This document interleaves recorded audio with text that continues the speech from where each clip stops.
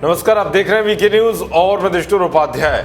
विस्तारवादी चीन को सबक सिखाने के लिए दुनिया भर के देशों ने पूरा मन बना लिया है। खासकर भारत से उलझकर धोखेबाज चीन बुरा फंस गया है, क्योंकि जब से भारत ने चीन के खिलाफ हर मोर्चे पर घेरने के लिए जो अभियान शुरू किया है, उसके बाद से तो बड़े से बड़े देश भी मैदान में आकर ड्रैगन का फल कुचलने में लगे हुए हैं। दुनिया को कोरोना की तबाही में झोंकने वाले चीन पर अमेरिका ने तो आक्रामक रुख अख्तियार कर लिया है, जो चीन को भारी पड़ रहा है। चीन के साथ जारी तनाव के बीच अमेरिका ने साउथ चाइना सी से लेकर हिंद महासागर तक अपनी गश्त बढ़ा दी है। चीन के नजदीक साउथ चाइना सी में युद्ध अभ्यास खत्म करने के बाद अमेरिका नेवी के 7वें बेड़े में शामिल एयरक्राफ्ट कैरियर यूएसएस निमित्ज अब अंडमान निकोबार द्वीप समूह के पास पहुंच गया है। इस क्षेत्र में भारतीय नौसेना पहले से ही युद्ध अभ्यास कर रही है। हिंद महासागर में चीन की बढ़ती गतिविधियों पर लगाम लगाने के लिए अमेरिका ने अपने 3 एयरक्राफ्ट कैरियर्स को इस इलाके में तैनात किया है।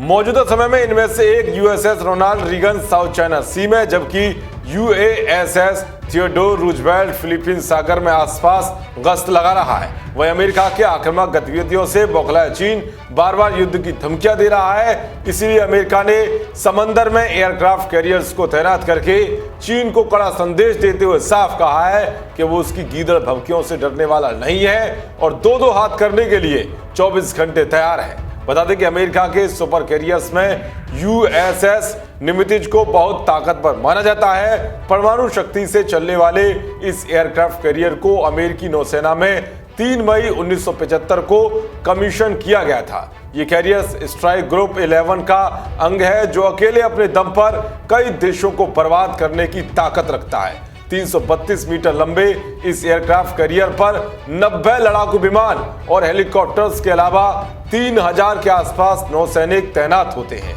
एयरक्राफ्ट कैरियर यूएसएस निमित्ज अमेरिका के 7वें बेड़े में शामिल है। यह गौर करने वाली बात यह है कि यह बेड़ा 1971 के भारत पाकिस्तान युद्ध के दौरान बंगाल की खाड़ी के नजदीक पहुंच गया था।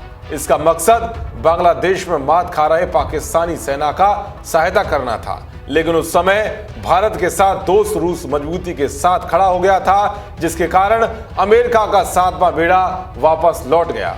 मगर दशा और दिशा दोनों बदलने के साथ ही पिछले कुछ सालों में अमेरिका और भारत के संबंध काफी मजबूत हुए हैं और अमेरिका हर मोर्चे पर भारत के साथ कंधे से कंधा मिलाकर खड़ा दिखाई दे रहा है। इसीलिए भारत के साथ अमेरिका, जापान और ऑस्ट्रेलिया हिंद महासागर में चीन को घेरने के लिए तैयार बैठे हैं। अगर अब ड्रैगन ने कोई भी हिमाकत की तो उसका अंजाम उससे बुरा भुगतना पड़ेगा, क्योंकि चीन के व्यापार का बड़ा हिस्सा हिंद महासागर के जरिए ही खाड़ी और अफ्रीकी देशों में जाता है, जबकि चीन अपने ऊर्जा जरूरतों का बड़ा आयात इसी रास्ते से करता है। अगर भारतीय नौसेना ने इस रूट को ब्लॉक कर दिया तो चीन को तेल समेत कई चीजों के लिए किल्लत झेलनी होगी।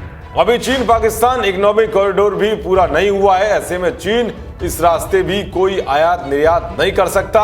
चीन से जारी तनाव के बीच भारत भी अंडमान निकोबार द्वीप समूह के पास युद्धाभ्यास कर रहा है। इसमें विध्वंसक युद्धपोत, पेट्रोल एयरक्राफ्ट और पनडुब्बी शामिल है। इनके अलावा सबमरीन ढूंढने वाला एयरक्राफ्ट पोसीडोन 81, जिसमें घातक हार्पून ब्लॉक मिसाइल लगी है। MK-54 लाइट वेट टॉर्पीडोज भी इस ड्रिल का हिस्सा है। इससे पहले मलक्का में ही भारत और जापान ने भी पिछले ही महीने ड्रिल की थी, लेकिन वो सीमित स्तर की थी। यानी कि साफ है कि ड्रैगन को मुंहतोड़ जवाब देने के लिए मैदान से लेकर पहाड़ और आसमान से लेकर समुद्र तक पूरी तैयारी हो चुकी है। ऐसे में ड्रैगन ने कोई भी हिमाकत की तो उसका हाल ऐसा होगा कि शायद जिनपिंग ने भी आज तक नहीं सोचा होगा।